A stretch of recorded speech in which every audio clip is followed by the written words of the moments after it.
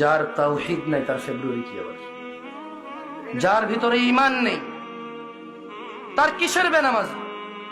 যে ঈমান বুঝে না, যে তাওহীদ বুঝে না, তার ফেব্রুয়ারি কি, বড়দিন কি, জিনা কি, ব্যভিচার কি, মদ কি, সুদ কি, মারামারি কি, হত্যা কি, দুর্নীতি কি, তাকে বুঝে তো লাভ নাই। মনে রাখবেন, 14ই ফেব্রুয়ারি থেকে নিষেধ করে লাভ নেই। কারণ 14ই ফেব্রুয়ারি ওই সকল মানুষ যায় যারা তাদের রবকে বোঝেনি। মনে রাখবেন, আমি আজকে রবের সাথে পরিচয় করে দিয়েছি এদের। এরা যদি মনে করে 14ই ফেব্রুয়ারি যাবে আর ওদের মৃত্যু হবে ওই অবস্থায়, আর তাদের কোন ওলি মুর্শিদ আছে যে তাদের কবরে যাবে 14ই ফেব্রুয়ারির ওই ও নষ্টাপনা, নোংরা ও অশ্লীলতার ওখানে গিয়ে তাদের কবরে গিয়ে কেউ তাদের রক্ষা করবে, ওলি আর মুর্শিদা আছে, আমি আর আপনি কি করতে পারি? এখানে দেখা যাবে সেদিন, যেদিন বিচার হবে, মানুষ আল্লাহর সামনে আসবে এককভাবে, একা একা।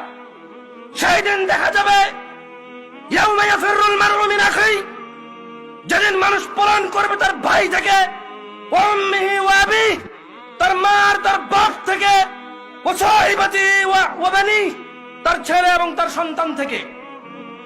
সেই দিন দেখা যাবে যে তার 14ই ফেব্রুয়ারি তার আইডলরা, তার সিনেমার নায়করা, তার রাতের আনন্দের গায়করা, তার চোখের সন্তুষ্টির গায়িকারা, নায়িকারা তাকে কতটুকু উপকার করে। ওকে আমি 14ই ফেব্রুয়ারি থেকে নিষেধ করব না। আরে ওর ঈমানই নেই, ও মুশরিক, ও আল্লাহর সাথে শিরক করে। 14 ফেব্রুয়ারি কি আবার এখানে? কোন মুসলমান যে আল্লাহকে সম্মান করে সে যেতে পারে না সব জায়গায়।